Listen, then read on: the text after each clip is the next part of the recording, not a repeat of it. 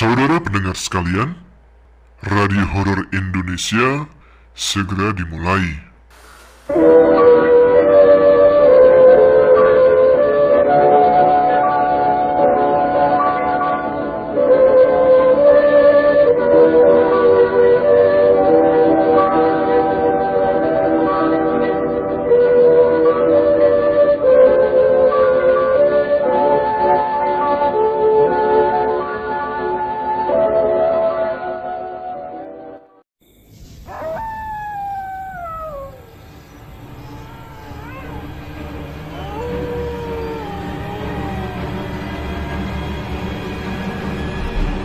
Assalamualaikum warahmatullahi wabarakatuh. Jumpa lagi dengan saya Tama, dan kali ini dalam segmen Radio Horor Indonesia. Bagaimana kabar kalian? Semoga selalu diberikan kesehatan dan juga rezeki yang cukup. Kita jumpa lagi di segmen Radio Horor Indonesia yang hadir setiap malam Jumat, di mana saya akan membacakan beberapa kisah-kisah horor untuk teman-teman Ada Apa Gerangan. Bagi yang ingin ikut membagikan cerita pengalaman mistisnya, bisa dikirim ke email kami adapagerangan20@gmail.com atau DM kami langsung di Instagram AAG Channel. Oke, mengawali RHI FM malam ini ada cerita yang dikirimkan oleh Ciwo di Cianjur. Oke, langsung saja teman-teman Ada Apa Gerangan, ceritanya mulai dari sini.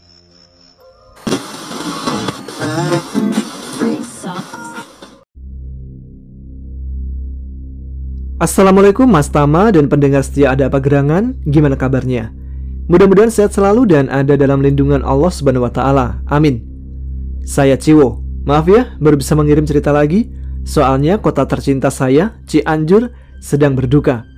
Maaf kalau cerita ini melenceng dari janji saya sewaktu itu, mau menceritakan pendakian saya yang kedua ke Gunung Gede.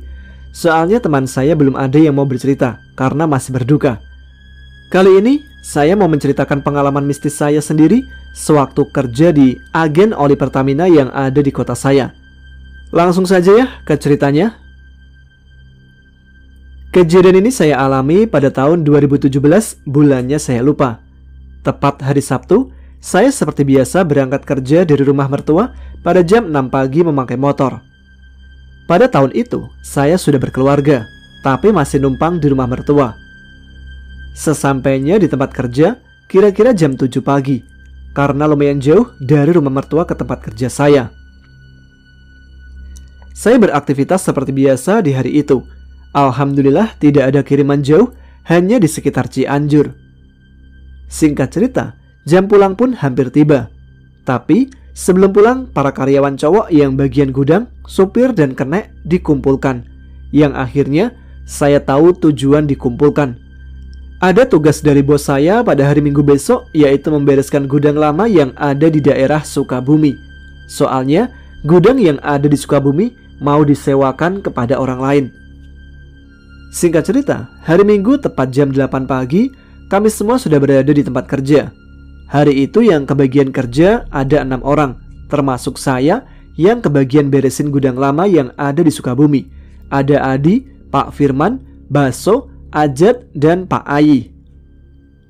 Singkat cerita, kami berangkat ke Sukabumi menggunakan satu mobil truk dan mobil box untuk mengangkut barang dari Sukabumi ke gudang yang ada di Cianjur. Kami pun sampai di Sukabumi. Kami semua masing-masing diberi tugas oleh atasan kami. Ada yang mengangkat barang ke truk, ada yang beresin gudang, dan ada juga yang beresin kantor. Saya dan Pak Firman kebagian beresin kantor. Lumayan seram karena kantornya lembab dan agak kotor. Soalnya sudah 5 tahun tidak beroperasi. Dan letak kantornya ada di belakang gudang tempat penyimpanan oli. Di sampingnya ada toilet, tempat istirahat karyawan, dan di sampingnya lagi ada gudang penyimpanan berkas kantor. Dan di dalam gudang berkas itu ada kamar yang tidak boleh dibuka. Nggak tahu apa alasannya. Kembali ke awal, saya dan Pak Firman saat pertama kali masuk ke kantor itu, udaranya sangat anyep dan lembab. Saya dan Pak Firman mulai melakukan tugas kami. Saya kebagian jadi tukang bersih-bersih, sedangkan Pak Firman kebagian membetulkan engsel pintu yang sudah agak kendor. Mula-mula tidak ada hal aneh apapun. Tapi ketika saya sedang membersihkan kamar mandi, mendadak perasaan saya tidak enak. Di dalam kamar mandi itu seperti ada yang sedang mengawasi saya. Untuk mencairkan ketegangan, saya coba bertanya kepada Pak Firman yang sedang membetulkan engsel pintu di ruangan dekat kamar mandi. "Pak, masih lama nggak?"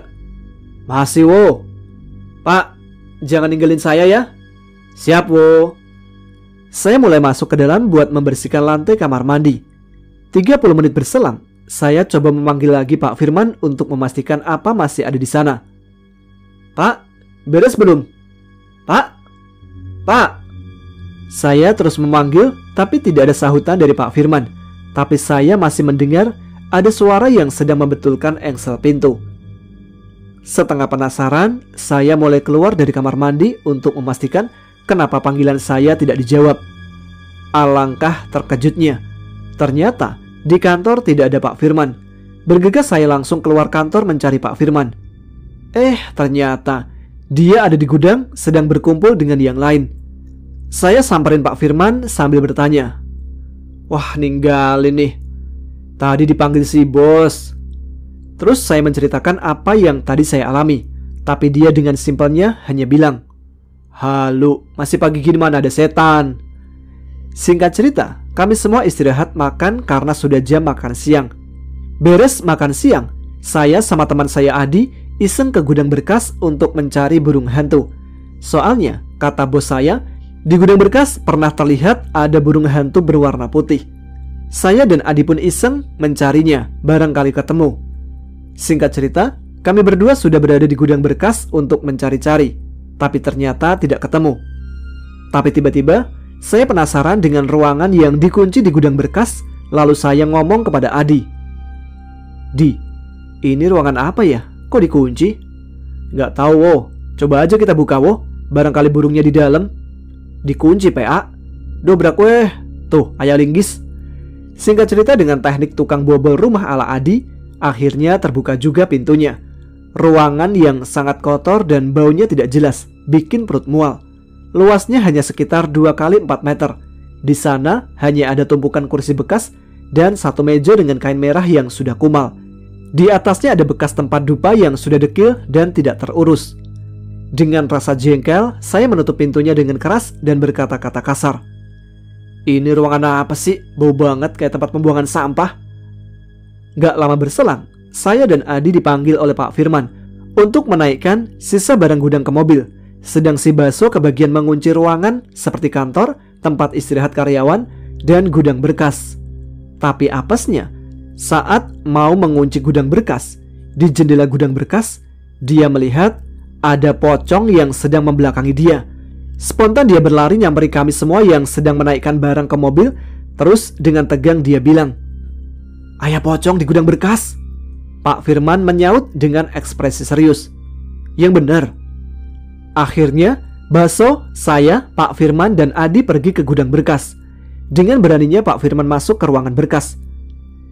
Tidak lama berselang keluar dengan mimik kesal dan ngomong, "Siapa yang buka pintu ruangan yang di gudang berkas?" Saya sama Adi pun mengaku. Pak Firman cuma bertanya, "Sempat masuk gak?" Adi bilang, "Enggak, Pak, soalnya nggak kuat baunya, Pak." Singkat cerita, akhirnya setelah kami beres menaikkan barang, kami pun bergegas pulang ke gudang yang ada di Cianjur. Jam 6 pas waktu maghrib, kami baru sampai di gudang yang di Cianjur. Teror pun baru dimulai. Saat mau pulang, saya mengambil motor dulu yang saya parkirkan di dalam gudang. Tidak sengaja, saat saya hendak mengambil motor, saya melihat di dalam mobil truk ada bayangan putih. Tanpa saya hiraukan, saya langsung mengeluarkan motor dan bergegas keluar dari gudang. Saat mau pulang, Adi dan Pak Firman mengajak saya untuk nongkrong dulu sambil ngopi di warkop langganan kami. Singkat cerita, saking keasikan ngobrol, kami sampai lupa waktu. Tidak terasa sudah jam 11 malam. Karena sudah terlalu malam, saya pamit pulang. Tapi saya tidak pulang ke rumah istri saya, soalnya sudah terlalu malam. Saya berniat untuk pulang ke rumah ibu saya saja karena tidak terlalu jauh dari tempat kerja. Di perjalanan, tiba-tiba badan saya merasa tidak enak, tapi saya acuhkan karena mungkin hanya masuk angin. Singkat cerita, saya sampai di rumah dan saya menaruh motor di ruang tengah Setelah itu, saya rebahan di ruang tengah dekat motor saya sambil menyalakan TV. Tidak terasa sudah jam 1 malam, tapi saya belum juga bisa tidur. Yang saya rasakan adalah perasaan gelisah tidak jelas dan selalu ingin melihat ke arah motor yang ada di samping kanan saya. Saat saya menengok ke motor untuk kesekian kalinya, saya melihat sesosok makhluk dibungkus kain putih yang sedang berdiri di atas jok motor saya. Awalnya dia membelakangi, tapi gak lama berselang, sosok itu membalikkan tubuhnya. Alangkah kagetnya, saya melihat mukanya yang hancur tidak berbentuk. Di situ saya tidak bisa bergerak. Saya dipaksa untuk terus melihat sosok itu. Mau teriak pun tidak bisa, seolah suara saya menghilang entah kemana. Lalu, sosok itu berbicara dengan bahasa Sunda. "Tidak sopan kamu sudah mengganggu tempat saya." Saya pun lemas dan tidak sadarkan diri. Keesokan paginya, saya dibangunkan oleh ibu saya. Singkat cerita, saya berangkat kerja dengan kondisi badan yang sangat lemas karena kejadian semalam. Pagi itu, saya dan Pak Ai ada pengiriman oli ke daerah Jonggol. Di hari itu tidak ada kejadian apapun, tapi sialnya di jalan Jonggolnya macet parah karena ada kecelakaan truk terguling. Jam 7 malam kami baru sampai di gudang. Seperti biasa, sebelum pulang, saya mengambil dulu motor yang ada di gudang. Saat hendak mengambil motor, kejadian kemarin terulang lagi. Tapi kini, sosoknya terlihat jelas. Sesosok pocong berada di atas mobil truk yang kemarin dibawa ke Sukabumi. Bergegas saya mengambil motor dan keluar dari gudang. Singkat cerita, saya sudah berada di jalan dan mau pulang ke rumah mertua.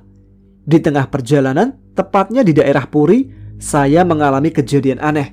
Jalan yang saya lewati tiba-tiba gelap, tidak ada cahaya. Lampu di jalan pun mati semua.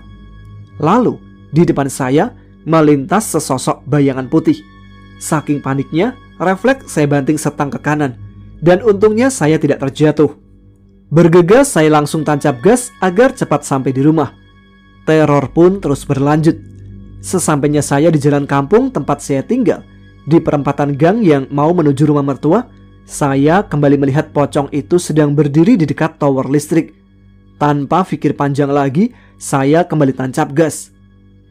Tidak lama berselang, akhirnya saya sampai di rumah. Alhamdulillahnya tidak ada kejadian apapun lagi. Keesokan paginya, saya tidak bisa masuk kerja karena sakit akibat kejadian kemarin malam. Dan saya menceritakan kejadian kemarin kepada istri saya. Tidak lama berselang, istri saya membawa ustadz untuk mengobati saya dan mencari tahu apa yang terjadi. Lalu saya pun dibersihin oleh ustadz tersebut. Kata beliau, saya diikuti oleh pocong karena saya tidak sopan dan kurang ajar kepada tempat tinggalnya. Saya baru sadar apa yang saya lakukan waktu itu. Ternyata akibat saya membuka paksa ruangan terlarang dan mencaci serta mengumpat di sana. Pesan saya, dimanapun itu, mau itu tempat kosong sekalipun, kita harus menjaga kesopanan agar apa yang saya alami tidak menimpa kalian. Sekian cerita dari saya dan maaf kalau ceritanya agak berantakan. Soalnya saya lupa ingat. Terima kasih buat Mas Tama yang berkenan membawakan cerita saya. Sehat selalu, mudah rezekinya, dan selalu dalam lindungan Allah Subhanahu wa Ta'ala. Amin. Buat Cianjur, semoga cepat pulih seperti sedia kala. Sekian dan terima kasih. Wassalamualaikum warahmatullahi wabarakatuh.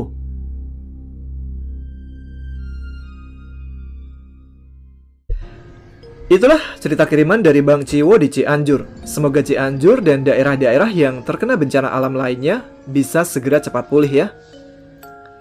Kita lanjut ke cerita yang kedua. Kali ini ada cerita kiriman dari Rizal di Serang. Di Serang apaan? Oh, di Serang. Ini tentang apa nih? Oh, ada dua ceritanya. Jadi Bang Rizal dan juga Teh Santi di Garut. Seperti apa pengalaman mereka? Langsung saja. Ceritanya mulai dari sini.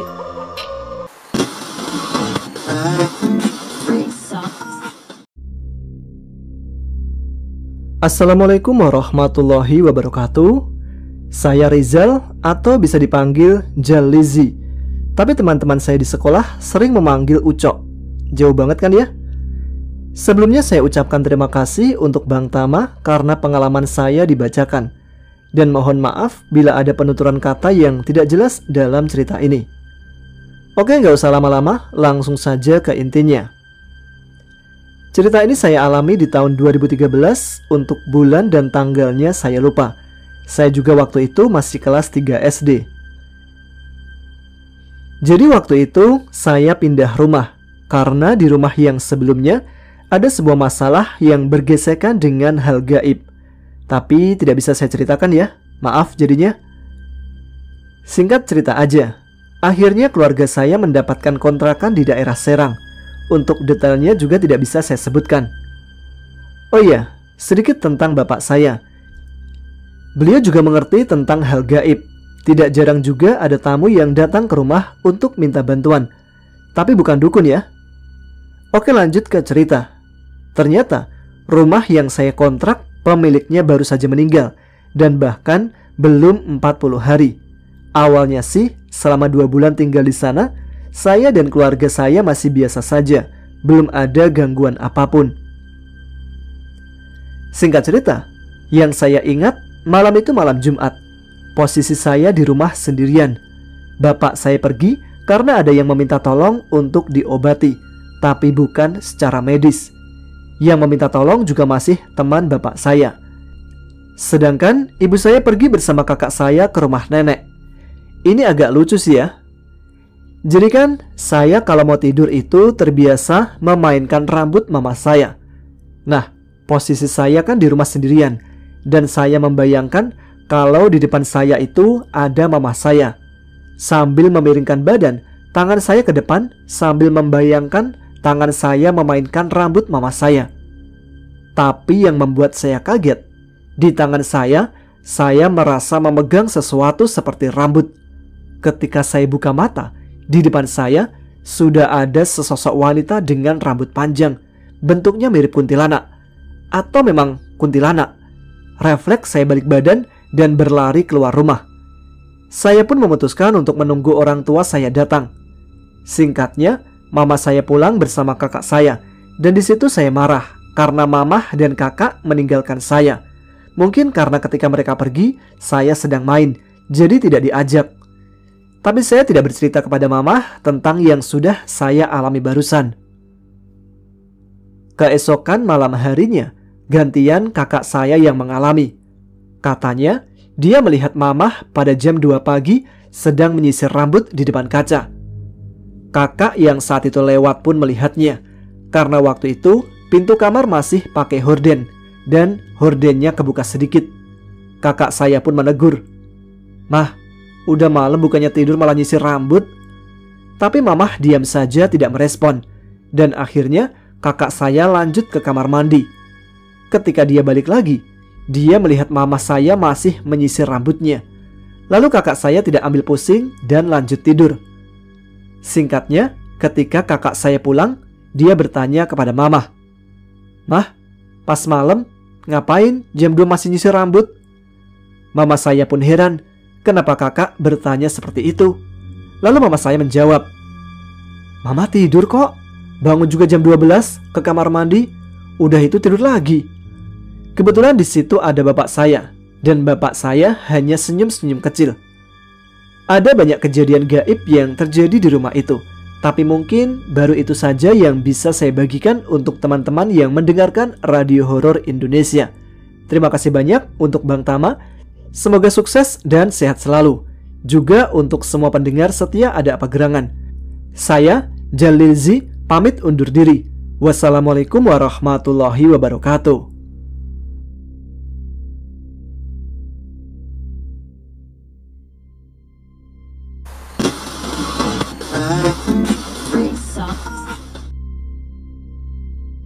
Assalamualaikum Mas Tama. Perkenalkan, aku Santi, asal dari Garut, Samarang. Tapi saat ini aku sedang merantau ke Bandung. Aku ingin membagikan cerita tentang kejadian mistis yang menimpa mamaku ketika aku kecil. Di saat aku berumur 10 tahun, aku dan mamaku sedang tiduran di kamarku sambil menemaniku bermain boneka. Waktu itu sekitar pukul 5 sore, hampir mau jam 6 sore. Aku fokus bermain boneka. Tapi ketika azan maghrib, aku melihat mama tertidur. Dan saat aku ingin membangunkan Mama untuk sholat maghrib, Mama seperti ketindihan. Aku melihat Mama seperti sedang menangis, kayak sesak nafas. Aku kaget dan aku lebih kencang membangunkan Mamahku sambil bertanya, "Mah, kenapa Mah? Mama, bangun Mah!" Sambil menahan tangis. Tidak lama Mama terbangun, sambil ngos-ngosan mengatur nafas dan beristighfar. Aku bertanya kepada Mama, "Mah, Mama kenapa Mah?" Tapi Mama tidak menjawab. Mungkin dia masih kaget dan ketakutan. Aku kemudian langsung ke dapur mengambilkan segelas air putih, lalu kuberikan kepada Mama. "Mah, ini minum dulu." Lalu Mama pun meminumnya. Beberapa menit Mama mulai tenang dan langsung beranjak dari ranjang untuk menutup pintu dan jendela. Singkat cerita, ketika jam 1 malam, Mama, aku, kakak, dan adikku tertidur di ruang TV. Kami tertidur sangat pulas. Tetapi tiba-tiba Mama membangunkanku untuk meminta antar ke kamar mandi. Sedikit gambaran. Kamar mandiku berada di luar rumah. Ada beberapa meter dari rumahku. Dan depan kiri kanannya ada beberapa kuburan. Dan di belakang kamar mandi ada perkebunan luas yang hanya ditutup dengan bambu yang dilapisi karung. Lanjut ke cerita. Ketika aku mengantar Mamah ke kamar mandi, baru beberapa langkah, Mamahku seperti kaget melihat di kamar mandi ada sosok yang sedang mandi sambil memainkan rambutnya. Mamahku sangat ketakutan. "Astagfirullah San, ayo balik ke rumah," kata mamahku sambil bergetar dan ketakutan. Ketika aku melihat, memang benar ada sosok berbaju putih yang sedang di kamar mandi jongkok memainkan rambutnya. Aku dan Mamah langsung bergegas lari ke rumah. Sampai-sampai adik dan kakakku terbangun. Beberapa menit, sekitar jam 2, Mamahku tidak kuat lagi untuk menahan buang air kecilnya. Lalu aku diminta untuk mengantarkannya lagi. Tetapi bukan ke kamar mandi, melainkan ke belakang rumah, dan aku serta Mamahku pergi ke belakang rumah. Ketika aku menunggu, tiba-tiba Mamah langsung berteriak, "Astagfirullahaladzim!" Dan aku melihat Mamah tergeletak pingsan.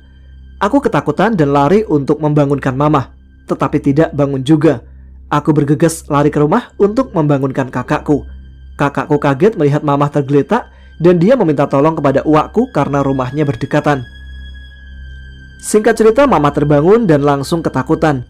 Ketika dia bangun, dia hanya bilang, "Ampun, ampun, ampun, astagfirullah," kata Mamah. "Kenapa, Ti? Kenapa?" kata uak, lalu Mamah pun ditenangkan. Setelah beberapa menit, Mamah bercerita kejadian semalam dari maghrib sampai ketika pipis di belakang rumah. Kata Mamah, ketika dia pipis, Mamah sedikit melamun sambil melihat bulan. "Wah, bagus banget bulannya, terang banget," kata Mamah. Lalu ketika Mamah melamun itu, Mamah melihat tangan gede seperti ingin mencomot Mamah yang sedang pipis. Tangan itu berasal dari bulan. Entah tangan apa, yang pasti bukan tangan manusia. Keesokan harinya, Mamah jatuh sakit beberapa minggu. Entah karena sawan atau kesambet atau karena apa, aku tidak tahu. Dan sampai sekarang, Mamah tidak pernah mau melihat bulan, apalagi kalau bulan sedang terang-terangnya. Baiklah, segitu saja ceritaku, dan terima kasih untuk Mas Tama yang sudah membacakan cerita ini. Maaf untuk semuanya jika tulisanku berantakan, dan maaf kalau tidak horor banget. Tapi bagiku dan mamaku, cerita ini horor banget. Baiklah, segitu saja. Assalamualaikum warahmatullahi wabarakatuh.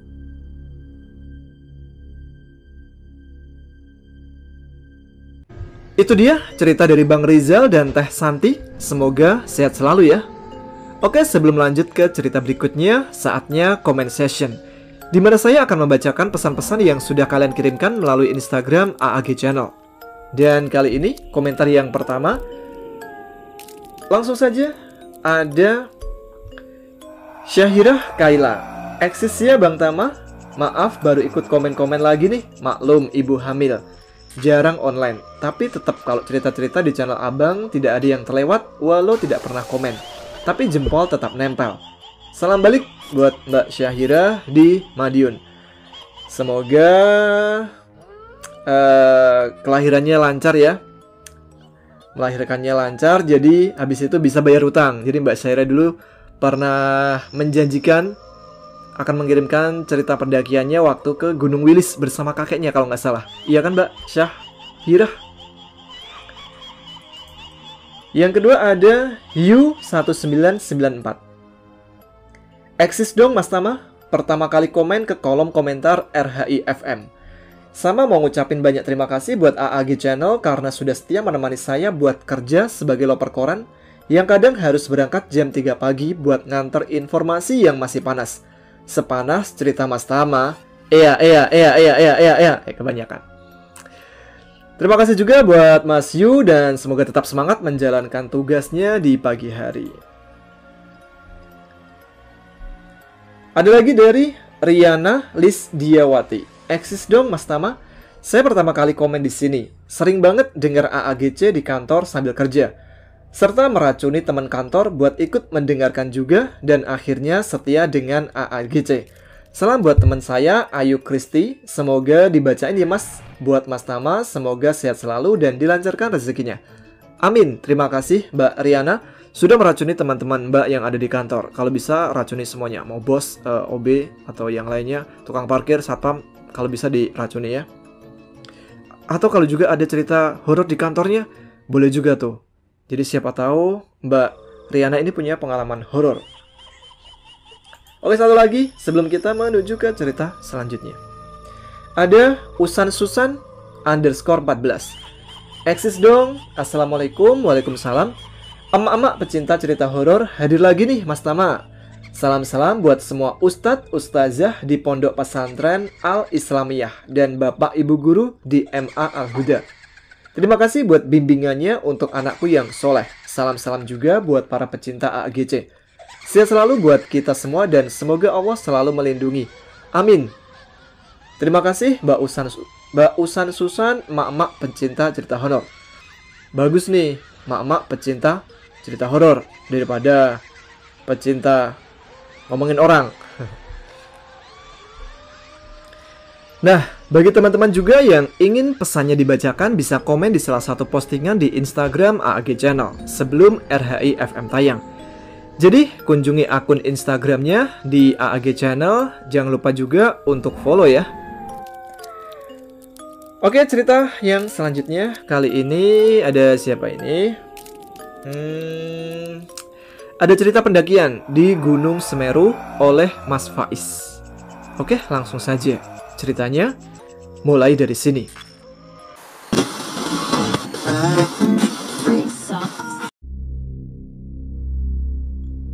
Waktu itu, satu rombongan hanya ada kami bertiga. Saya, Faisal dan istrinya, Azizun. Kami berangkat dari Ranupani tanggal 24 Desember 2015 jam 10 pagi. Singkat cerita, tanggal 26 Desember 2015, kami berhasil sampai di puncak Mahameru pada jam 8 pagi. Jam 9 pagi, sesuai aturan batas aman, kami turun menuju tenda kami yang ada di Kalimati. Sampai di Kalimati sekitar jam 12 siang. Karena kelelahan, kami memutuskan istirahat dulu untuk memulihkan tenaga.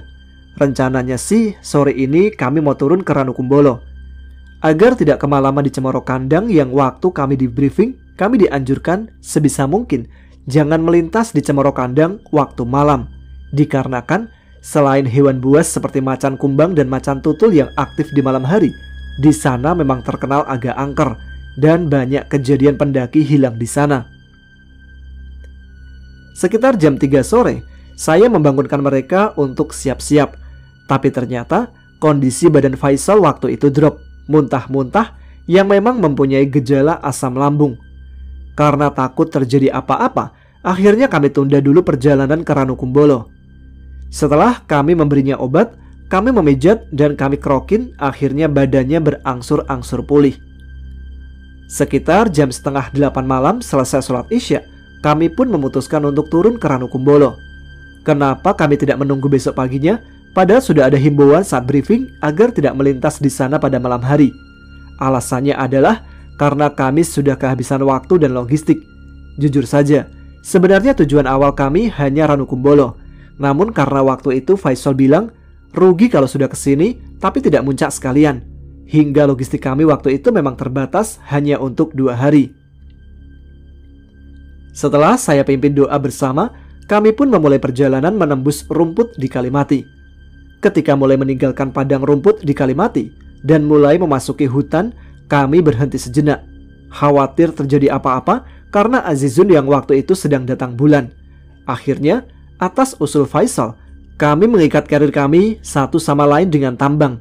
Saat itu saya di depan, Azizun di tengah, dan Faisal di belakang. Memasuki padang rumput di antara Kalimati dan Jambangan, kami sudah merasakan ada keanehan. Seingat saya, waktu berangkat, kami hanya melewati 2 padang rumput. Tapi waktu itu, kami melewati sampai 6 kali padang rumput. Awalnya saya diam, karena mungkin ini hanya perasaanku saja. Sampai akhirnya, Azizun berbicara kepadaku. "Bang, kok kita dari tadi muter-muter di sini aja ya bang? Perasaan kemarin cuma lewat 2 padang rumput deh." Saat itu juga saya sadar bahwa bukan hanya saya saja yang merasakan. Merasa mulai dipermainkan dengan penghuni di situ, dan karena takut disasarkan, saya meminta kepada Faisal dan Azizun untuk terus berdoa, membaca ayat suci Al-Quran dan sholawat sebisanya tanpa henti. Setelah itu alhamdulillah akhirnya kami sampai di Jambangan. Setelah istirahat beberapa saat di Jambangan dan minum air sisa tadi sore yang saya ambil di sumber mandi di daerah Kalimati, kami memutuskan untuk melanjutkan perjalanan menembus alas Cemoro Kandang. Di sini keanehan kedua dimulai. Sebelum berangkat, samar-samar saya merasa ada sosok putih melayang di semak-semak sebelah kanan saya dengan jarak sekitar 8 meter dari saya.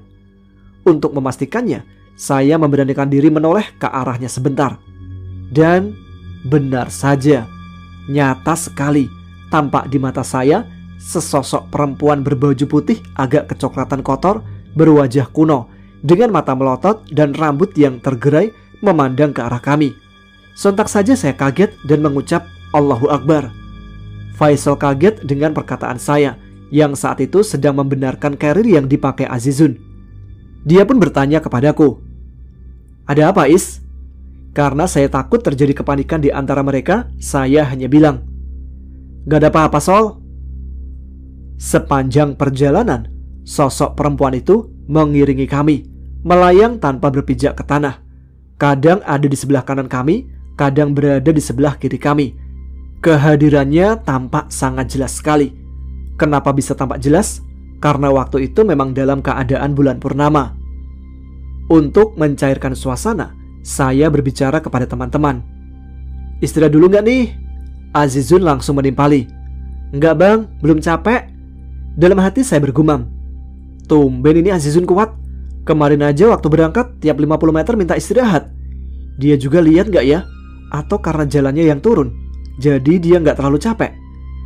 Faisal di belakang juga nyeletuk, "Kok kita nggak ketemu sama rombongan lain kayak kemarin ya?" Lagi-lagi hatiku bergumam, "Duh kan, udah jelas bro, waktu briefing kita emang udah dihimbau nggak boleh lewat sini malam-malam." Tapi saya jawab aja, "Iya bro, mungkin pada kecapean kali." Saat kami berhenti pun, dia ikut berhenti. Waktu kami berhenti untuk kedua kalinya, saya beranikan lagi untuk meliriknya. Dan kali ini, samar-samar, sosok itu terlihat tersenyum tapi tidak melotot seperti di awal. Sambil memainkan, membelai-belai dan memeluntir-meluntir rambutnya sambil melihat ke arah kami. Saat kami melanjutkan perjalanan pun, dia tetap mengiringi kami. Pada istirahat berikutnya, dia pun ikut berhenti. Kali ini dia sembunyi di bayangan pohon cemara yang besar yang jujur saja masih tampak jelas memain-mainkan bajunya dikibas-kibaskan dengan pelan dan dengan senyumnya yang semakin lebar. Beberapa saat kemudian, kami hampir keluar dari Cemoro Kandang. Oro-oro Ombo pun sudah mulai tampak kelihatan. Tanpa dikomando, kami pun mempercepat langkah kami. Memasuki oro-oro Ombo, saya sudah tidak melihatnya lagi ataupun merasakan kehadirannya lagi. Beberapa saat kemudian, Azizun minta berhenti untuk buang air kecil di semak-semak. Diantar oleh Faisal yang pada saat itu juga kami melepaskan tali ikatan tambang yang diikatkan ke karir kami satu sama lain karena telah merasa aman.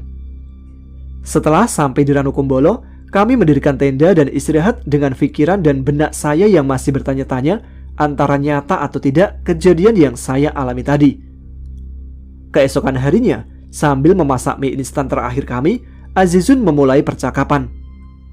Bang, semalam aku melihat sosok perempuan pakai baju putih ngikutin kita. Abang juga lihat kah? Sambil senyum, aku jawab, iya, ngeliat kok. Oh, jadi itu alasan kenapa semalam kita cuma berhenti 3 kali di Cemoro Kandang. Padahal berangkatnya kita berhenti istirahat berkali-kali ya? Dia jawab, iya bang. Aku tanya Faisal, kamu juga lihat bro? Dia jawab, nggak lihat apa-apa tuh, cuma dengar suara aneh aja, seperti orang lagi mukul-mukul kayu pakai tongkat. Yaudah, intinya alhamdulillah kita sudah sampai di sini. Mungkin semalam kita lewat daerah makhluk Allah yang lain, dan ada yang ingin mengenalkan diri, ingin menunjukkan eksistensi untuk kita yang bisa jaga kesopanan di daerah mereka. Setelah makan, bongkar tenda, kami turun ke Ranupani. Dan itulah akhir tahun yang paling berkesan, 27 Desember 2015. Itulah cerita pendakian mistis yang dialami oleh Bang Faiz, Faisal, dan istrinya. Ini jangan-jangan Faisal teman saya waktu kursus dulu kali ya? Ayo Bang Faisal komen, siapa tahu memang iya. Kita kembali ke komen dulu ya. Masih ada 2 cerita lagi untuk malam ini, tapi kita lanjut komen-komen aja dulu. Membaca komen maksudnya. Komentar selanjutnya dikirimkan oleh Mbak Yeti Rahman. Eksis dong Mas Tama. Aduh, nggak sabar nih pengen cepet-cepet pakai kaos AAGC bareng suami.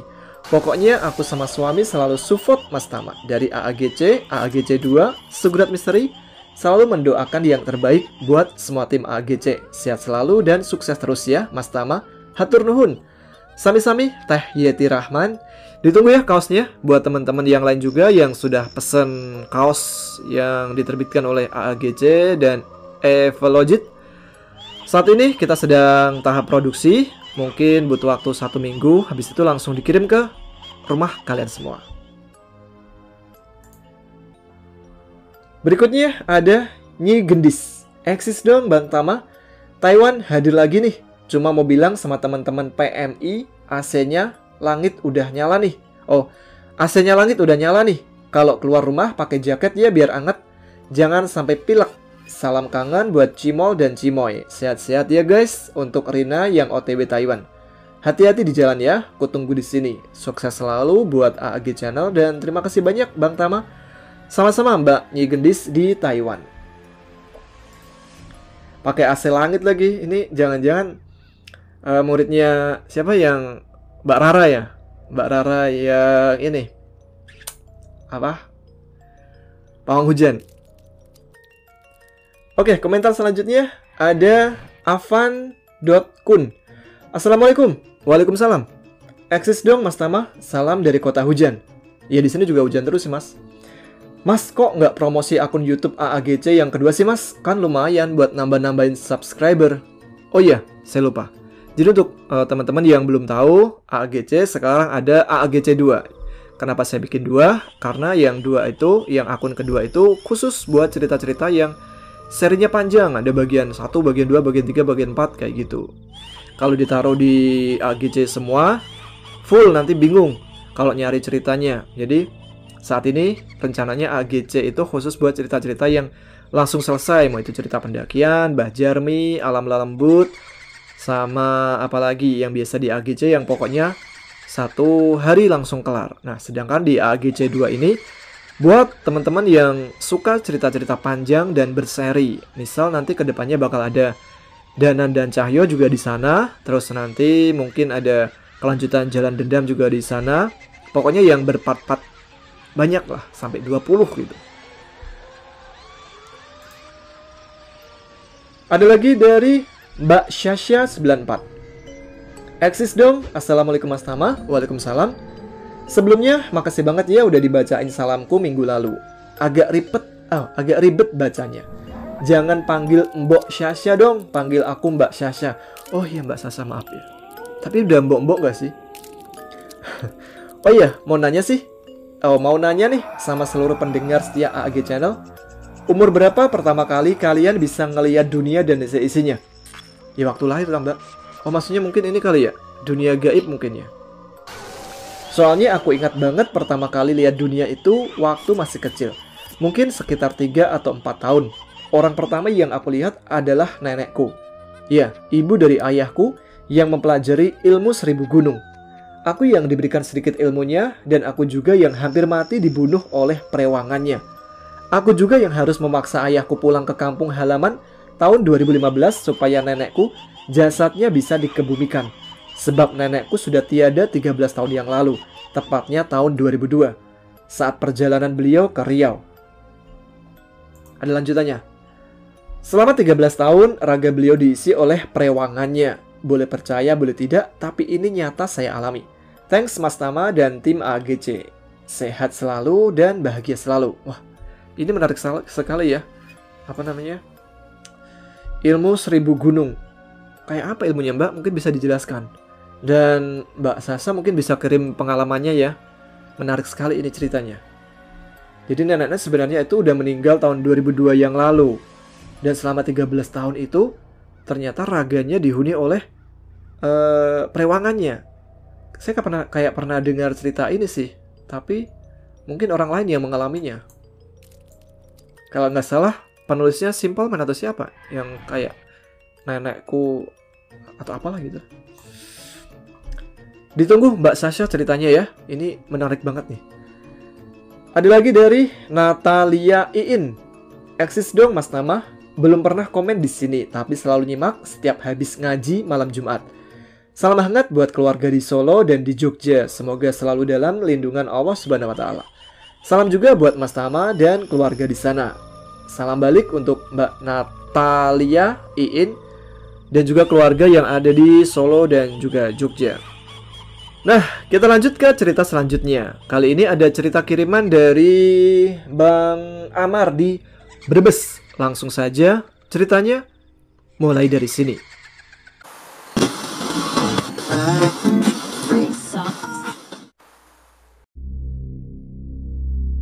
Assalamualaikum warahmatullahi wabarakatuh. Saudaraku dan sahabat Ada Apa Gerangan, perkenalkan nama saya Amar. Saya berasal dari kota telur asin, yaitu Brebes, Jawa Tengah. Saya ingin bercerita tentang perjalanan hidup saya yang semoga bisa menghibur untuk kalian semua. Dan mudah-mudahan banyak hikmah yang dapat diambil dari cerita saya. Baiklah, kita mulai. Amar? Mar? Amar? Terdengar suara kakek memanggilku dengan keras dan tegas. Beliau adalah kakekku yang bernama Yadi. Kakekku sangat galak dan tegas. Bahkan, aku paling takut dengan kakekku, karena cara kakek mendidik anak cucunya sangatlah keras. Kadang dicambuk, dilempar golok, disuruh tidur di luar, selalu mendapatkan hukuman kalau aku berbuat kesalahan atau tidak menurut dengannya. Oh iya, aku jelaskan dulu ya. Aku adalah cucu pertama dan ibuku adalah anak tertua dari 5 bersaudara. Aku adalah anak satu-satunya dari ibuku. Bapakku sendiri telah berpisah dengan ibuku sejak aku berumur 3 tahun. Jadi ibuku merantau, sedangkan aku diasuh oleh nenek dan kakekku. Brebes 2013. Aku yang kala itu sudah lulus sekolah dasar, diajak oleh pamanku untuk bekerja bersama dia, jualan sayuran di pasar malam di kota Tangerang. Aku mengajak Supri, teman seperjuanganku, untuk ikut, karena dia juga ingin bekerja mencari pengalaman di kota. Oh iya, pamanku ini adalah suami dari adik perempuan bapak saya. Aku yang kala itu mengira beliau sangat baik, ternyata salah banget. Disinilah perjalananku dimulai. Sekedar informasi, anak-anak di kampungku ketika sudah lulus sekolah dasar, kebanyakan dari mereka tidak melanjutkan sekolahnya dan langsung memilih bekerja merantau mencari uang. Hal ini sangat lumrah di desaku. Singkat cerita, berangkatlah kami menuju kota Tangerang. Setelah menempuh kurang lebih 6-7 jam perjalanan, sampailah kami di sebuah perumahan di kota Tangerang. Ketika memasuki rumah, aku merasakan hawa sejuk yang sangat menusuk. Yang aku lihat seperti ada aura gelap yang ada di dalam rumah pamanku. Oh iya, aku memang sangat sensitif terhadap hal-hal gaib. Bahkan, sejak aku kelas 5 SD, aku sudah banyak mengoleksi benda bertuah dikarenakan kakek buyutku adalah salah satu tokoh spiritual di tempatku. Bahkan, selalu turun-temurun ke anak cucunya. Jadi aku sedikit mengerti tentang hal mistis. Oke, lanjut ke ceritanya. Setelah memasuki rumah, aku pun mulai resah. Karena jujur, aku sedikit pernah mendengar tentang pamanku ini yang selalu dibicarakan oleh tetangga kampungku tinggal. Kala itu, beberapa tetangga kampungku tinggal pernah melihat sosok kuntilanak dan ular yang berada di rumah pamanku yang ada di kampung. Dari situlah para tetangga kampung mengisukan bahwa pamanku memakai pesugihan. Sekilas aku mengulik perjalanan pamanku yang dulu adalah penjual es potong keliling. Suatu hari, nenekku, ibu dari bapak, sedang sakit yang aneh. Tidak kunjung sembuh sampai tinggal tulang belulang. Pada saat itu, aku masih kecil. Ibu dan bapakku sudah bercerai. Kira-kira umurku 8 tahun. Pada saat itu, aku dan ibuku berangkat untuk menjenguk nenek. Dan ketika aku serta ibuku melihat sosok nenekku, aku sangat kaget. Betapa menyedihkan keadaan nenek. Dalam pandanganku, dia sangat seram. Sampai-sampai kala itu, aku menangis ketakutan. Lalu ibuku membawaku keluar dari kamar nenek. Ibuku pun berkata, "Sudah Mar, sudah, jangan nangis. Udah gede kok masih nangis saja. Nih, minum dulu." Aku pun menjawab, "Bu, itu nenek serem banget, Bu." Seketika bapak mendekatiku. Oh iya, bapakku bernama Anto.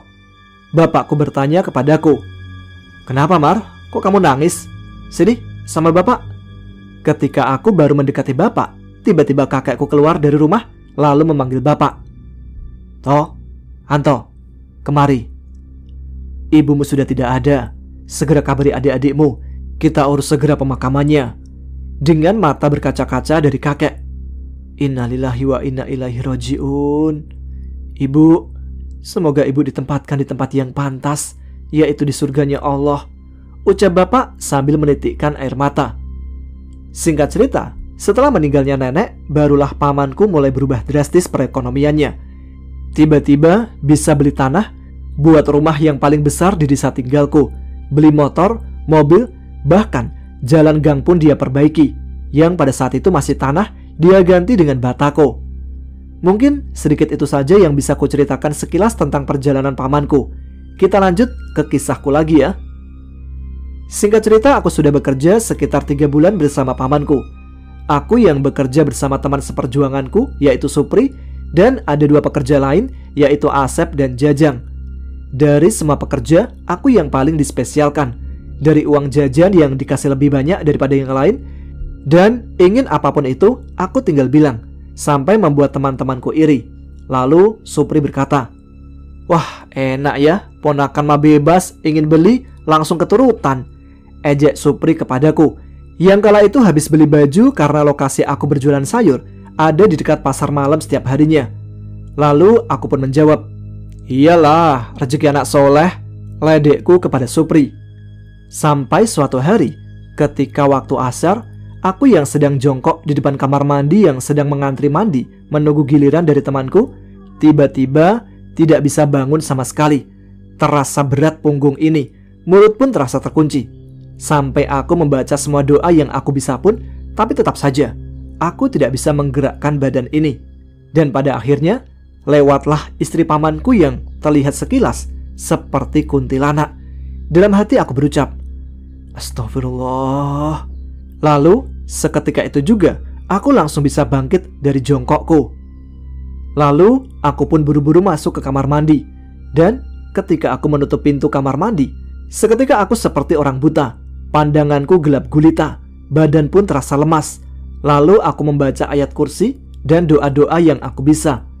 Alhamdulillah, tidak lama mataku pun bisa pulih.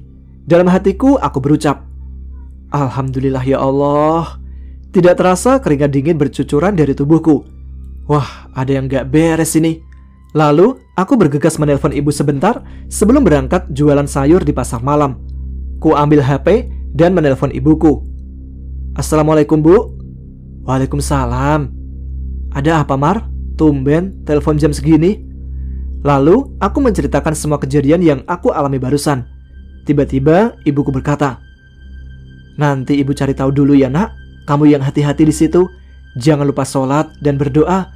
Dan satu lagi, mulai sekarang jangan pernah menerima pemberian dari pamanmu. Tolaklah secara halus sebisamu agar pamanmu tidak curiga. Ibu merasa ada yang tidak beres dengan pamanmu," ujar ibu.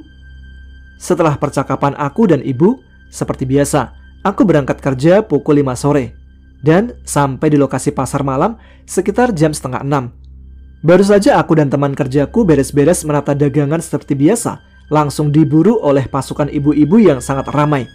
Ya, seperti inilah setiap harinya, dagangan tak pernah sepi. Paling tersisa sayuran yang jelek-jelek. Setelah selesai kerja, kami pun bergegas pulang dan sampailah kami di rumah pada pukul 10 malam. Disinilah teror yang paling aku ingat sepanjang hidupku. Setelah kami membereskan semua peralatan jualan, aku dan Supri duduk di samping rumah, sedangkan Asep dan Jajang terlihat sedang video call dengan pacar mereka masing-masing. Pri, lu ngerasa aneh nggak? Aneh gimana, Mar? Lalu aku pun menceritakan semua kejadian kemarin kepada Supri. Buset, serem amat ya, Mar. Hati-hati lu, Mar. Apa jangan-jangan bener ya apa yang diusulkan orang kampung? Kalau bener mah bahaya ini, Mar, ucap Supri sambil mengekspresikan raut muka yang pucat. Makanya ibuku lagi cari tahu. Nanti kalau udah dapat kabar dari ibu, kita baru bisa ambil keputusan mau bertahan atau pulang kampung saja. Sementara kita biasa-biasa aja agar paman tidak curiga. Oke, Mar, semoga kita selalu sehat, berangkat selamat, balik pun selamat. Amin. Ya udah, aku ngantuk nih, Pri. Aku duluan tidur ya. Ya sudah sana, nanti aku nyusul. Aku pun masuk untuk beristirahat dan kulihat Asep serta Jajang sudah terlelap tidur. Kami berempat tidur di sebuah kasur lantai. Segera kurebakan tubuhku setelah rutinitas yang melelahkan hari ini. Tidak lama kemudian, aku pun tertidur. Dan saat mulai terlelap, tiba-tiba seperti ada yang menarik kakiku. Dan ketika aku menoleh, betapa kagetnya aku melihat sosok kuntilanak dan anak kecil sedang menarik kakiku. Dan yang membuat aku lebih kaget, aku melihat tubuhku yang sedang tertidur. Dalam hati aku berucap, apa aku sudah mati untuk tumbal pesugihan? Ya Allah. Dalam wujud roh, aku berpegangan pada tubuhku yang sedang tertidur, sambil kubaca doa yang aku hafal, ayat kursi, Al-Falaq, An-Nas, dan lain-lain. Alhamdulillah, tidak lama aku pun tersadar dengan keringat dingin bercucuran dari seluruh tubuhku. Seketika, aku ambil segelas air putih dan keluar rumah. Lalu, detik itu juga, di jam 1 malam, aku telepon ibuku. Lama sekali tidak ada jawaban. Ku coba telepon berulang kali, tapi alhamdulillah telepon pun diangkat juga. Assalamualaikum, Bu. Ibu. Waalaikumsalam. Ada apa, Mar? Kok telepon malam-malam? Apa yang terjadi? Tanya ibuku. Ku jelaskan semuanya kepada ibu kejadian yang barusan aku alami. Keterlaluan. Ini sudah darurat, Mar. Ibu juga sudah tahu bahwa pamanmu melakukan pesugihan. Sekarang ambil air di gelas, lalu kasih garam. Gak usah banyak-banyak. Lalu baca ini. Terus minum dan kamu istirahat. Jangan lupa berdoa sebelum tidur. Sudah, jangan panik. Besok ibu suruh Mas Herman jemput kamu. Iya, Bu. Amar tunggu Mas Herman besok ya. Nanti pagi-pagi aku izin sama paman mau pulang besok. Iya, Mar. Mau digaji atau tidak terserah. Yang penting kamu pulang ya, Mar. Iya, Bu. Ya udah, Amar lanjut tidur ya, Bu. Assalamualaikum. Singkat cerita, pagi pun tiba. Kulihat paman dan bibi sangat berbeda hari ini. Dia seolah-olah menatapku dengan tatapan amarah dan kesal.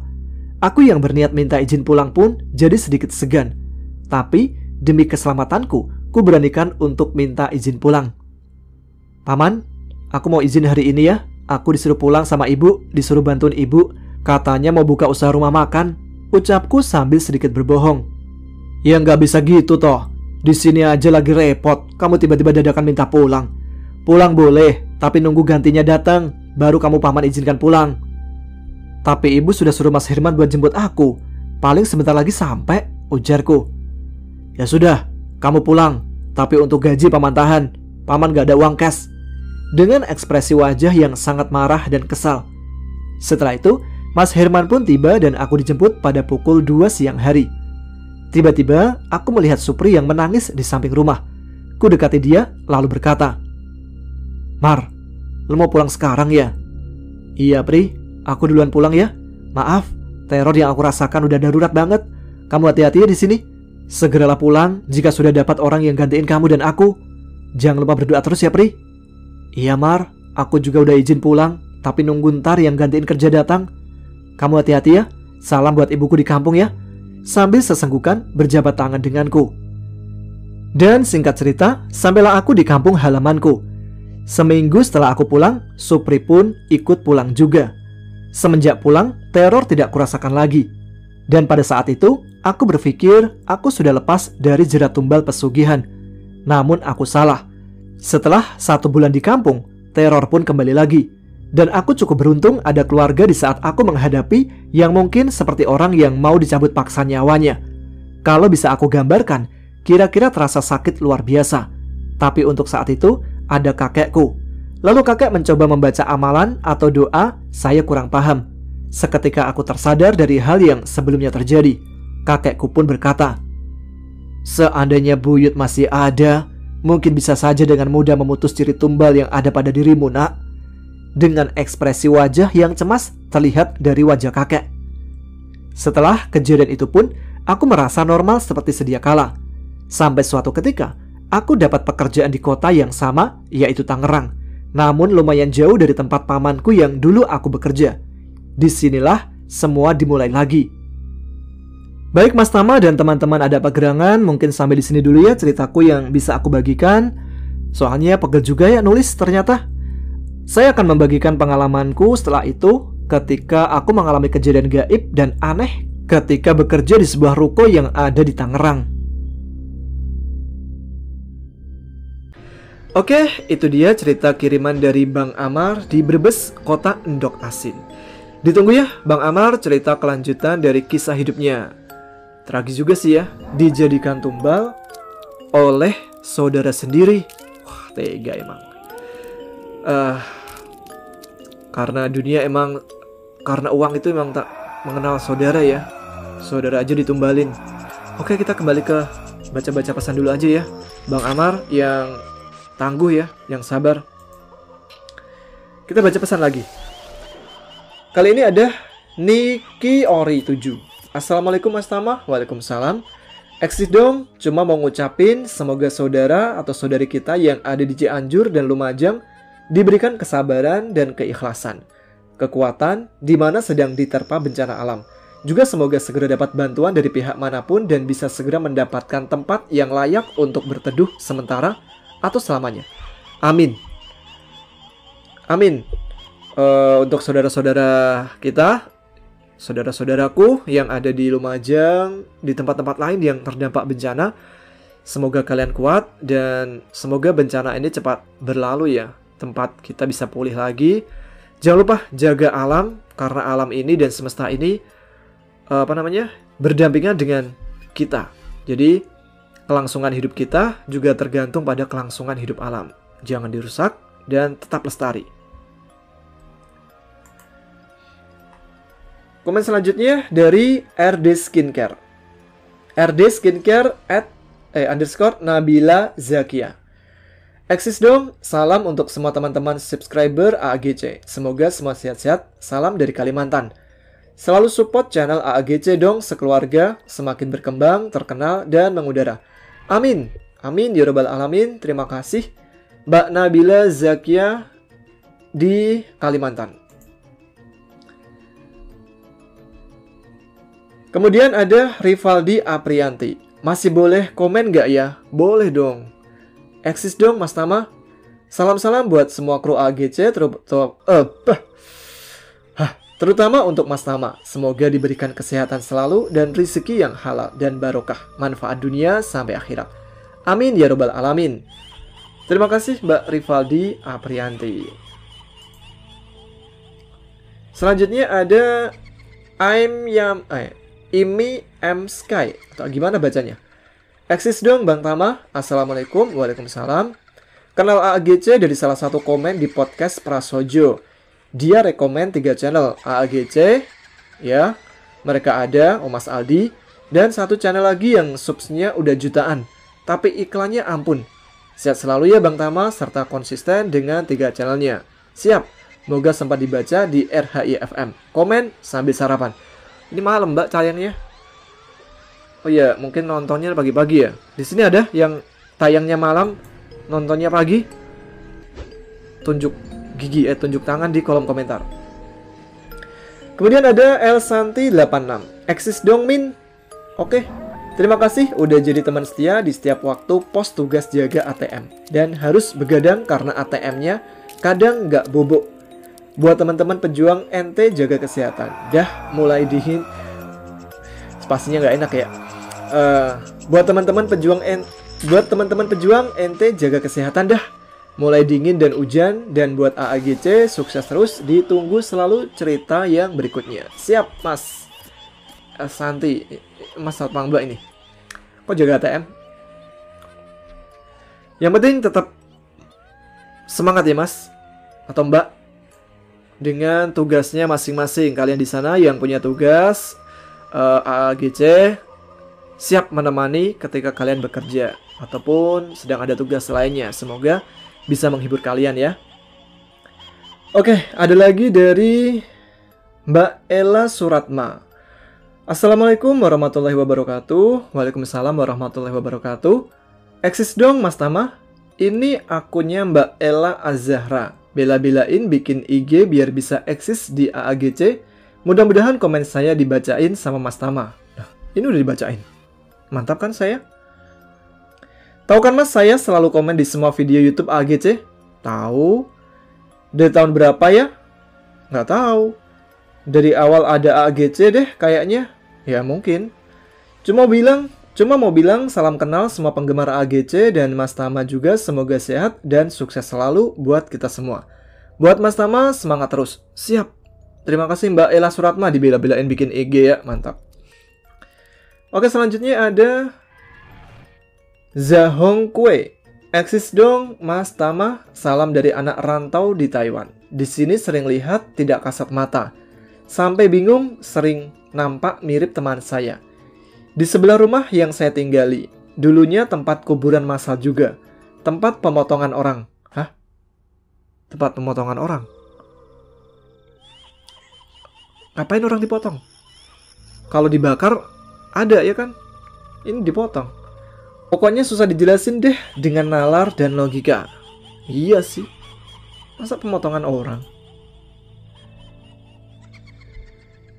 Ada lagi dari Anggun Manis. Assalamualaikum Mas Tama. Waalaikumsalam. Eksis dong. Mudah-mudahan sehat Mas Tama. Amin. Oh iya Mas, sukses. Bikini Bikin kali ini. Sukses bikin saya mewek dari sekian episode di AAGC. Yang paling sedih adalah cerita teman gaib sebelum meninggal. Yang sangat tragis dan miris endingnya. Dan cerita di sepertiga malam. Dari dua cerita tersebut sangat nyesek dan menghabiskan banyak tisuku. Semoga diganti. Enggak deh. Semoga makin sukses buat channel AAGC. Dan Segurat Misteri. Buat Mas Tama, jaga kesehatan. Siap Mbak Ayu Anggun yang manis? Oke. Udah selesai. Itulah dia komentar-komentar yang bisa dibacakan untuk saat ini. Masih banyak komentar yang belum bisa dibacakan. Mohon maaf jika komentar kalian terlewat, karena emang gak semua bisa dibacakan ya. Semoga tidak kecewa dan terus kirim pesan. Siapa tahu minggu depan dapat gilirannya. Oke, gitu aja. Terima kasih untuk yang telah ikut meramaikan. Bagi yang ingin kirim cerita, bisa dikirim ke email kami adaapaggerangan20@gmail.com atau DM kami di Instagram @aagchannel. Sekian Radio Horor Indonesia kali ini. Jumpa lagi di RHI FM malam Jumat depan. Terima kasih untuk teman-teman yang telah menyimak episode kali ini. Habis ini masih ada satu cerita lagi ya. Cerita pendakian di Gunung Arjuno oleh Mbak Desi. Saya Tama pamit. Jangan lupa subscribe. Bagi yang belum, tuliskan komen. Tunjukkan eksistensi kalian. Selamat malam. Selamat beristirahat. Wassalamualaikum warahmatullahi wabarakatuh.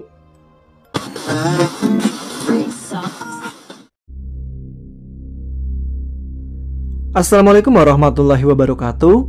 Saya ingin sedikit berbagi pengalaman misteri yang saya alami bersama teman-teman saya ketika mendaki Gunung Arjuno. Kami berangkat bersepuluh ketika itu. Langsung saja. Perkenalkan, kami pendaki abal-abal dari Surabaya. Kami berangkat dari Surabaya Jumat sore, jadi kami sampai di base camp Tretes sekitar jam 8 malam. Nah, ketika sampai di base camp, ternyata yang menjaga base camp masih belum ada. Akhirnya kami menunggu sambil melakukan persiapan. Akhirnya penjaga basecamp sudah datang dan kami langsung melakukan registrasi. Setelah melakukan registrasi, kami bersiap untuk melakukan pendakian. Kami berdoa sebelum memulai pendakian. Setelah berdoa, kami pun mulai berjalan. Awalnya perjalanan dari basecamp sampai pos 1 lancar-lancar saja. Lanjut ke pos 2 yaitu Kop-Kopan. Di sini mulai ada keganjilan karena jalur yang lumayan buat kaki capek dan kaku, serta gelapnya malam yang membuat pandangan agak berkurang. Meskipun kami juga bawa banyak penerangan. Rombongan kami terpisah menjadi 2 kelompok. Yang ada di kelompok belakang ada saya, Evi, Imam, dan Alif. Kami memang sengaja jalan santai saja, istilahnya nggak mau ngoyo, daripada nggak bisa lanjut sampai ke puncak, karena memang kami niatnya mau mendaki sampai puncak Ogal-Agil. Di tengah perjalanan, setelah saya melewati makam yang ada di kiri jalan, tiba-tiba ada mas pendaki dari rombongan lain yang jalan mendahului saya. Dalam hati, saya senang, karena ternyata masih ada pendaki lain yang jalan selain rombongan kami malam itu. Nah, mas pendaki itu jalan tepat di depan saya sekitar 3 meter. Saya melihat jaket atau apalah itu berwarna abu-abu jatuh dari carrier-nya. Ketika saya mau ngasih tahu, masnya udah duduk istirahat. Akhirnya saya dan ketiga teman saya pun ikutan duduk sambil mengumpulkan kembali tenaga kami. Rencana nanti aja ketika mau jalan lagi. Saya memberitahu kalau jaketnya jatuh. Ketika sudah mau jalan lagi, saya bilang, "Mas, tadi jaketnya jatuh tuh di situ." Saya sambil menunjuk ke arah jaket tadi jatuh. Dan setelah dicari, tidak ada apapun dan tidak ada jaket jatuh. Oke lah, mungkin itu cuma imajinasi saya karena sudah lelah. Singkat cerita, saya sampai di pos Kop-Kopan dan mencari kelompok kami. Di sana mereka sudah mendirikan tenda dan sudah melakukan aktivitas memasak. Jadi saya dan ketiga tinggal menikmati. Keesokan harinya, setelah memasak dan berfotoria, sekitar pukul 8, kami mulai beres-beres dan melanjutkan pendakian ke pos 3, yaitu pos pondokan. Kami berjalan seperti biasa. Lalu, salah satu teman saya bilang kalau dia mendengar seperti suara jeep. Lalu kami berpikir, mana mungkin jeep bisa naik ke sini? Orang jalannya aja terjal banget, batunya aja segede gaban. Mungkin suara dari perkampungan yang terbawa angin ke atas sini. Gak lama bilang begitu, nongol deh itu jeep dari belakang kami. Girang bukan main, karena kami lupa kalau jalur tretes itu suka dilewati jeep untuk mengambil belerang dari Gunung Welirang. Dan salah satu teman saya melambaikan tangan lalu bilang, "Mas, nebeng." Ternyata mas-mas jeepnya berhenti dan benar-benar mau nebengin kami. Alhamdulillah, rezeki anak soleh. Akhirnya kami yang cewek-cewek naik jeep dan yang cowok tetap jalan kaki. Tapi carrier-nya kami naikin jeep. Singkat cerita, di tengah-tengah perjalanan jeepnya berhenti lagi dan menaikkan seorang bapak-bapak. Ternyata bapak-bapak itu adalah salah satu penjual di warung yang ada di pos pondokan. Sampai di pos pondokan sekitar jam setengah 1 siang. Kami layah-layah dan ngobrol-ngobrol dulu sambil menunggu teman-teman cowok yang belum kelihatan batang hidungnya. Kami sholat duhur, makan siang, dan ngopi di warung bapak yang tadi ketemu di jeep tadi. Jam 3 sore, kami pamit kepada bapak penjual warung dan melanjutkan perjalanan menuju area camp di dekat Lembah Kidang. Di sana sudah banyak tenda para pendaki yang sudah berjajar rapi. Langsung saja, kami mendirikan tenda, kemudian bikin makanan dan ngobrol-ngobrol serta berfotoria. Sekitar jam 11, kami bangun dan persiapan summit. Kami sengaja summit malam karena ingin melihat sunrise Gunung Arjuno. Sesudah persiapan summit, kami berdoa dan mulai melakukan perjalanan. Ketika di Lembah Kidang itu, antara halusinasi dan enggak, saya mendengar ada suara perempuan tertawa-tawa.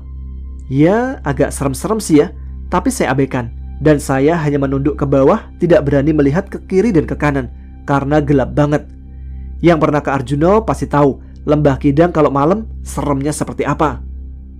Nah, ketika mulai masuk ke alas Lalijiwo, kami kebingungan mencari jalur, karena memang gelap banget dan sepi banget. Karena tidak ada pendaki lain selain kami bersembilan. Setelah beberapa menit, kami menemukan jalan setapak dan kami merasa lega, karena kami pikir itu adalah jalur menuju puncak. Setelah kami menelusuri jalur tersebut, kok saya merasa aneh, karena lama-kelamaan kami seperti masuk ke hutan dan salah satu teman saya terpaksa membuat jalur baru, yaitu dengan memotong beberapa semak belukar agar bisa kami lewati. Karena tidak segera menemukan titik terang, akhirnya kami berjalan ke kiri terus dan sampailah kami di sebuah jalan. Bukan jalan sih ya sebenarnya, kayak kali yang banyak batunya dan batunya segede gajah. Dengkul ketemu muka, yang ternyata itu adalah jalannya lahar dari puncak. Kami tahu itu ketika sudah pulang. Kami terus menelusuri jalan itu, lama banget, tapi tidak menemukan tanda-tanda puncak. Akhirnya sampai persediaan air kami tinggal separuh botol besar, dan kami melakukan diskusi kalau kami tidak bisa meneruskan perjalanan menuju puncak semua. Akhirnya 4 dari kami memutuskan untuk menunggu di tempat itu, termasuk saya dan yang lain tetap menuju ke puncak, karena kami berempat berpikir kalau kita berempat masih memungkinkan untuk mendaki ke sini lagi. Dan teman yang lainnya melanjutkan perjalanan. Tidak lama setelah itu, sekitar 15 menit kemudian, saya merasa ada sorot lampu dari atas menyoroti kami. Saya pun kaget. Ternyata teman saya yang melanjutkan perjalanan tadi turun kembali dan mereka bilang bahwa di atas sana sudah ada batu yang besar banget, hampir mirip tebing yang sudah tidak bisa dipanjat lagi. Jadi mereka pun memutuskan untuk kembali. Oke lah, sambil menunggu matahari terbit, kami foto-foto di jalur tersebut dan melanjutkan turun setelah hari agak mulai terang.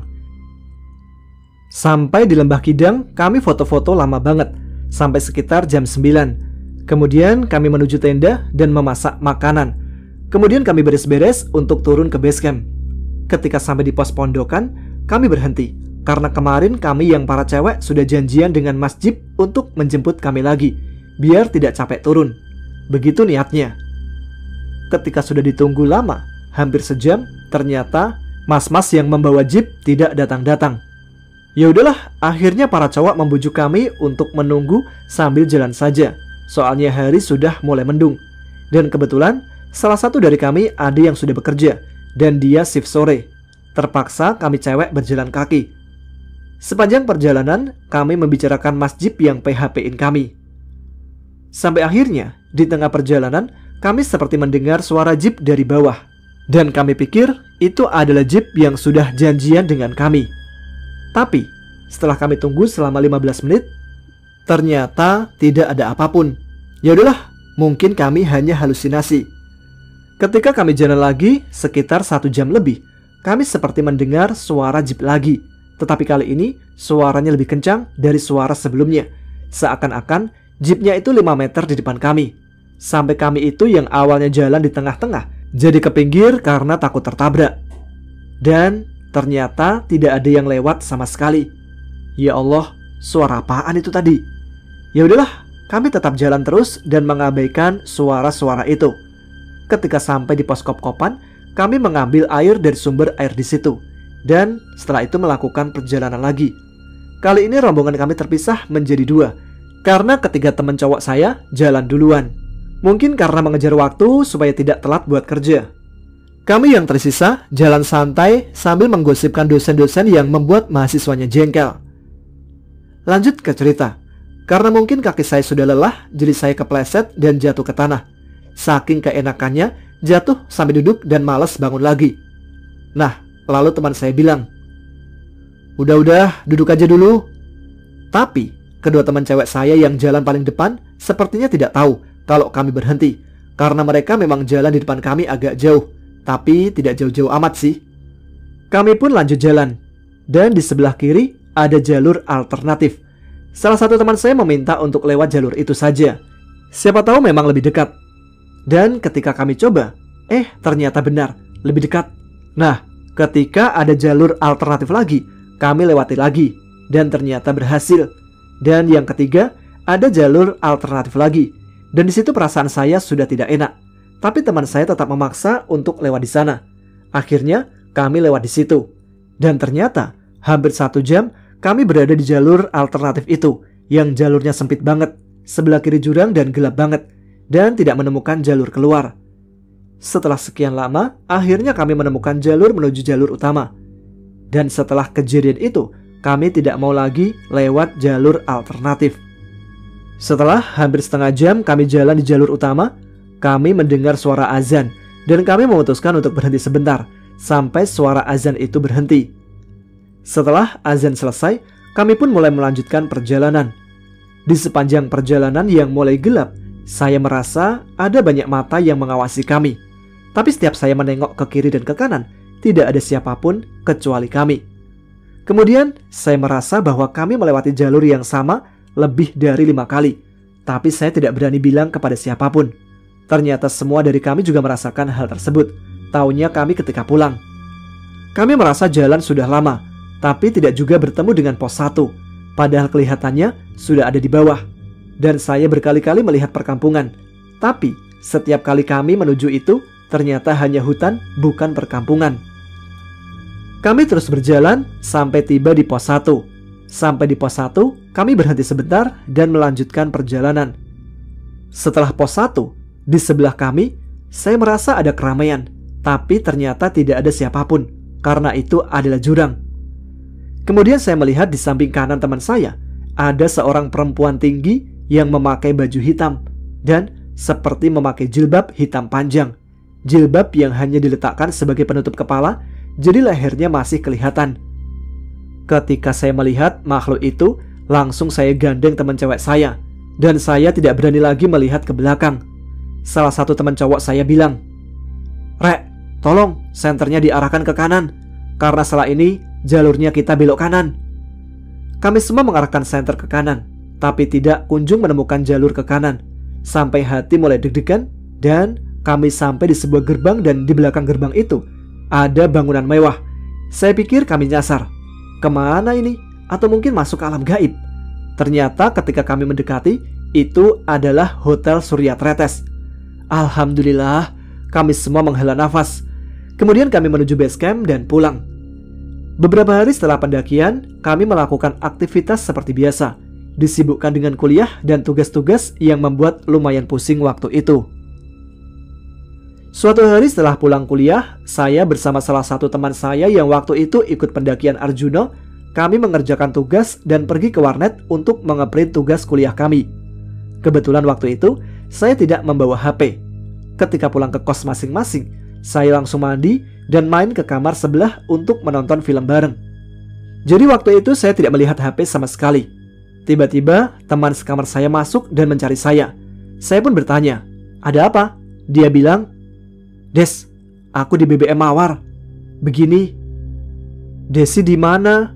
Aku udah gak percaya manusia." Saya pun kaget ketika membacanya. Saya lari mengambil HP, lalu ketika saya buka, banyak BBM dari Mawar yang isinya.